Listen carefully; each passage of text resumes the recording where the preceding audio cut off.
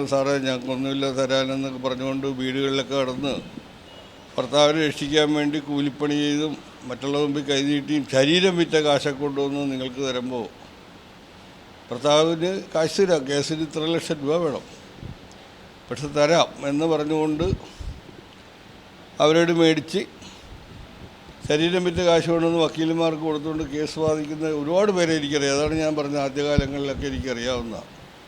അപ്പം അങ്ങനെയുള്ളവർ നിങ്ങൾ വന്നു കഴിയുമ്പോൾ പെട്ടെന്ന് കാശുണ്ടാക്കണമെന്നല്ല, അവരോടൊക്കെ നിങ്ങളോടല്ല പറയാം, ലോകം മുഴുവനോടെ ഞാനിപ്പോൾ പറയുന്നു. അതുകൊണ്ട് നിങ്ങളൊക്കെ വക്കീലന്മാരായിട്ട് പഠിച്ച് നിങ്ങളുടെ ഓഫീസിലൊക്കെ വലിയ ശിഷ്യന്മാരുടെ വലിയ വലിയ വക്കീലന്മാരുടെ അടുത്തൊക്കെ നിങ്ങൾ ശിക്ഷപ്പെടുമ്പോൾ അവരെന്ത് ചെയ്യണം, അല്ലാണ്ട് ബുക്ക് പഠിക്കാൻ എളുപ്പമാണ്, അവരെങ്ങനെ പ്രവർത്തിക്കുന്നു, എങ്ങനെ കാര്യങ്ങൾ ചെയ്യുന്നു, പറ്റുന്നത്ര എൻ്റെ അഭിപ്രായത്തിൽ എല്ലാ ദിവസവും ചെന്ന് അവരുടെ കാല് തൊട്ട് വന്നിച്ച് അനുഗ്രഹം വാങ്ങിച്ചിട്ട് വേണം നിങ്ങൾ ജോലി ചെയ്യേണ്ടത്.